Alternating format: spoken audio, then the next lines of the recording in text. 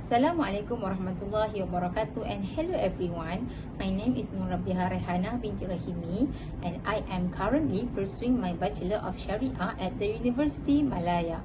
First and foremost, I would like to express my gratitude for the opportunity to share my thoughts with all of you today. For this presentation, I will be discussing a topic that is deeply connected to our daily life as students and as members of society. Bridging the gap, comparing conventional and Islamic economics in facing Malaysia's current economic challenge. This topic is very close to my heart because as university students, many of us are already experiencing the impact of the economy in our everyday lives, from rising food prices, transportation costs, to the difficulty of managing our monthly expenses. Through this talk, I hope to explore how both conventional and Islamic economic systems shape the world we live in and what lessons Malaysia can learn from these systems, especially during times of financial hardship. Let us begin with a reality check. Have you ever looked at your e-wallet and thought to yourself, how is my balance already gone? Prices are rising, part-time jobs are competitive, and the cost of living continues to increase. Yet our income as students remain almost the same. As a University Malaya student, I have seen friends who skip lunch because 7 ringgit for a plate of nasi campur feels too expensive that day. I have seen students working part-time jobs until midnight, still struggling to pay their rent and trying to focus on assignments while battling financial stress. This situation is not only about students, it reflects something much bigger, a nation that is slowly losing its economic balance. According to the Department of Statistics Malaysia, the national inflation rate hovers around 2 to 3%. However, food inflation is even higher, around 4% or more. That means basic necessities like rice, oil and chickens are becoming less affordable for the average Malaysian family. So, what exactly is happening? It is because people are not working hard enough? Or is there something deeper, something wrong with the system itself? Today, I would like to explore this question by comparing two systems that shape our world, the conventional economy and the Islamic economy.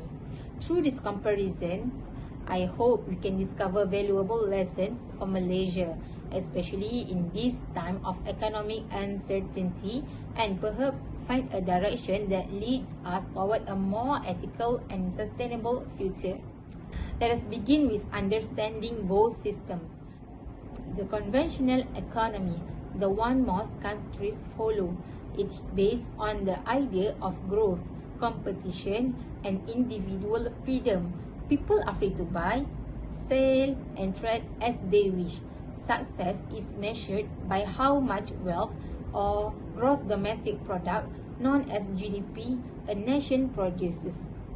In theory, this sounds ideal, but in reality, when the main goal becomes growth and profit, ethics are often forgotten.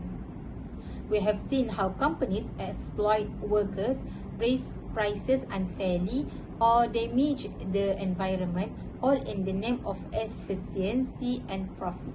This system tends to reward those who already have capital while leaving the poor and vulnerable further behind. It celebrates individual success but often neglects social responsibility. In contrast, the Islamic economy begins with a different foundation. It recognizes that all wealth ultimately belongs to Allah and humans are merely trustees or amanah holders. The goal of this system is not only to increase wealth but also to ensure that wealth brings blessings or barakah and benefits the society. The Islamic economy focuses on balance between material success and more responsibility. It asks not only how much can we earn, but also how do we earn it, and how do we share it? Profit is not forbidden, but greed is. Ownership is not wrong, but exploitation is. Therefore, the Islamic economic system provides a moral compass that connects businesses with ethics, wealth with worship, and success with sincerity. Now, let us look deeper at how these two systems differ. In the conventional economy, interest or riba is the main driving force. Banks lend money and charge interest, creating a cycle where the rich grow richer while the poor fall deeper into debt.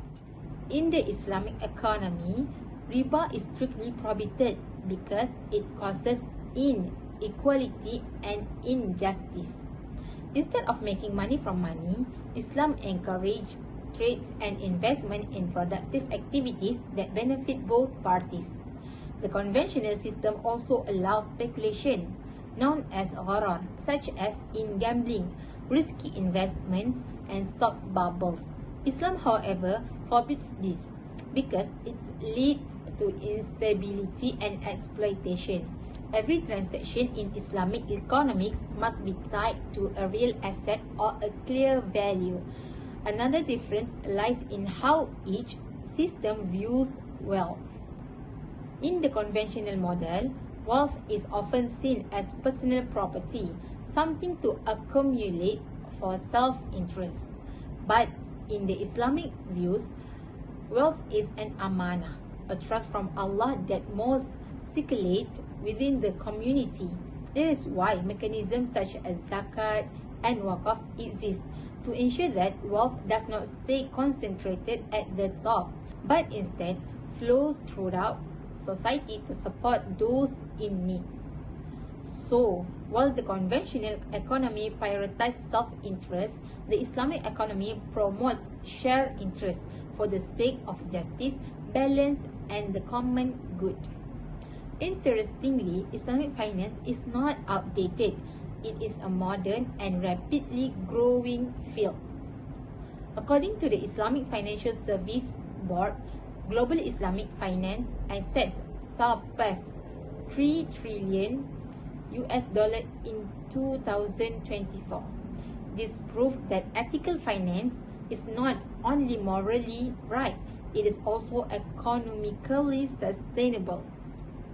Now, let us bring this comparison closer to home, Malaysia's economic reality. Our nation is facing what many economists call a cost of living crisis. The price of essential goods continue to rise, yet salaries and job opportunities have not kept pace. For fresh graduates, many find themselves underemployed, working jobs unrelated to their degrees or earning less than 2,000 ringgit a month after years of studying. And amongst university students, especially here in University Malaya, the struggle is real. Many students live on tight budgets. Some depend on food banks initiative, while others skip meals just to save money.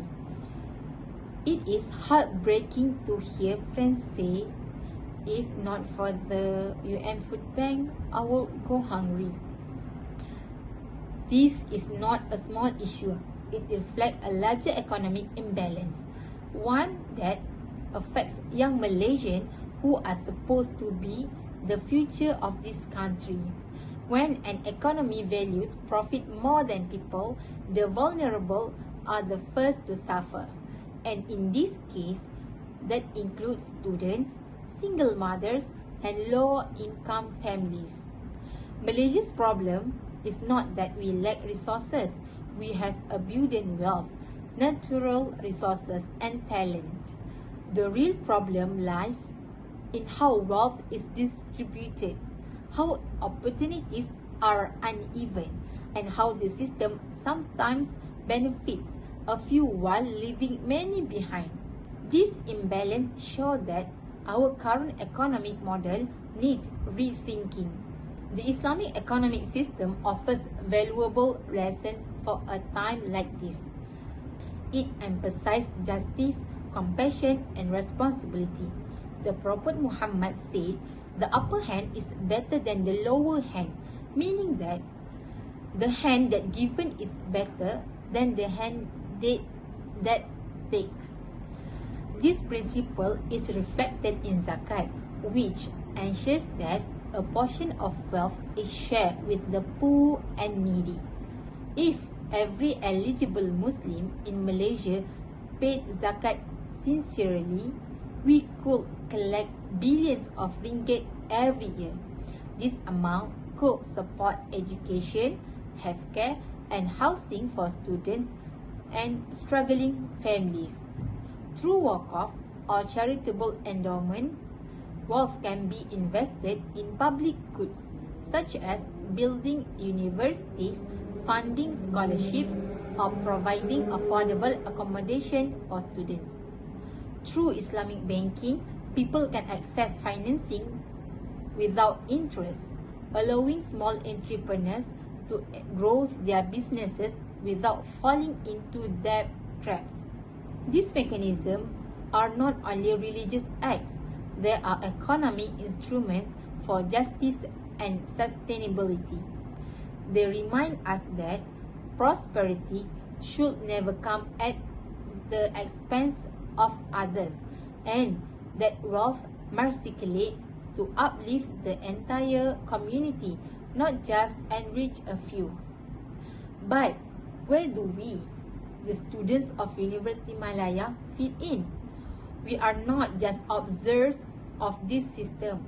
We are future leaders, economists, policymakers, and educators.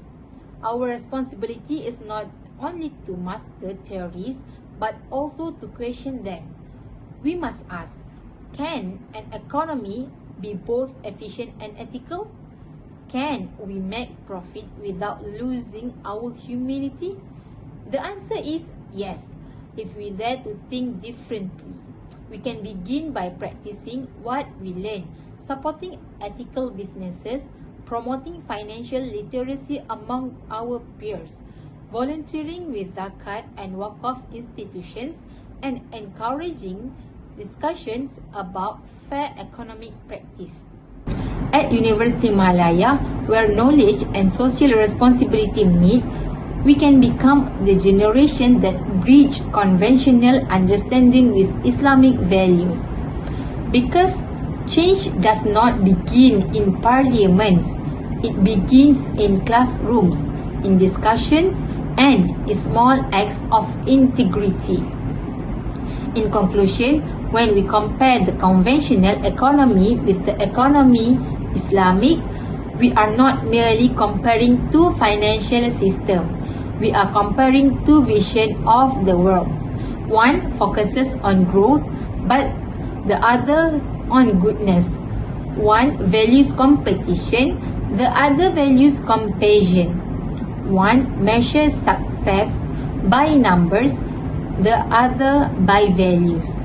Malaysia's current economic challenges remind us that material progress alone is not enough.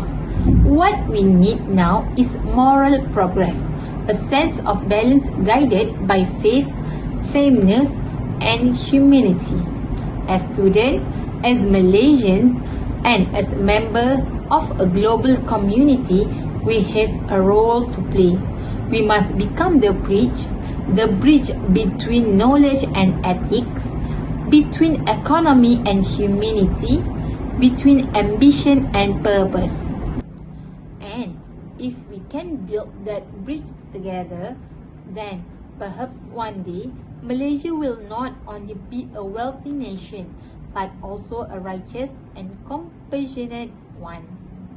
That's all from me. Thank you.